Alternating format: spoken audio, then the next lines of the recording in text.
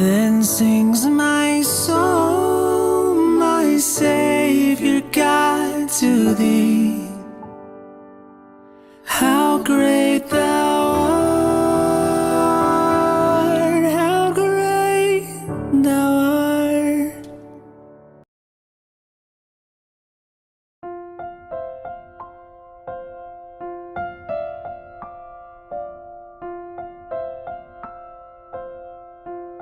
Ada dua orang pria yang bersahabat. Mereka bernama Albert Dürer dan Hans. Mereka ingin sekali masuk ke sekolah seni lukis dan pahat. Masalahnya, mereka tidak mempunyai uang. Kemudian Hans mempunyai ide untuk mengatasi masalah tersebut.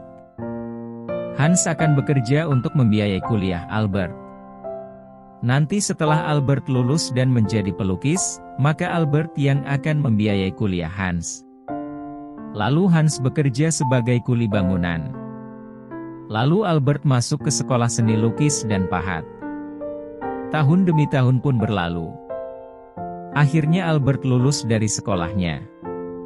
Dengan penuh semangat, ia pergi ke rumah Hans.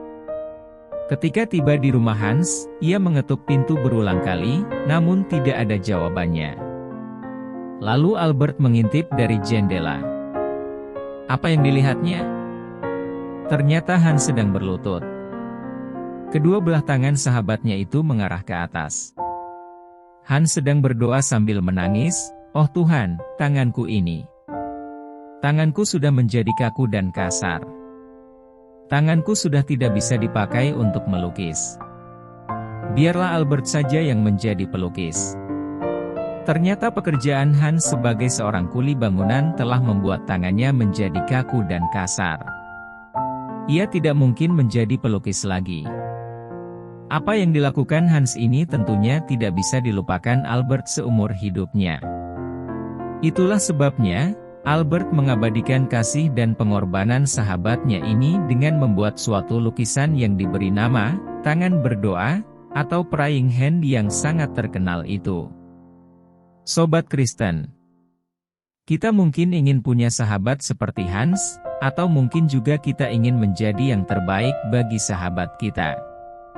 Persahabatan antara Albert dan Hans adalah salah satu dari sekian banyak contoh tentang persahabatan sehati. Namun bagaimanapun persahabatan tidak dapat kita miliki jika tidak memiliki dasar yang kokoh. Itulah sebabnya dasar persahabatan sejati orang Kristen dibangun di atas dasar Kristus dan bukan pada yang lain. Kisah Daud dan Yonatan memberitahu kepada kita tentang nilai persahabatan yang sesungguhnya. Ketika Daud habis berbicara dengan Saul, berpadulah jiwa Yonatan dengan jiwa Daud, dan Yonatan mengasihi dia seperti jiwanya sendiri. Pada hari itu Saul membawa dia dan tidak membiarkannya pulang ke rumah ayahnya. Yonatan mengikat perjanjian dengan Daud, karena ia mengasihi dia seperti dirinya sendiri.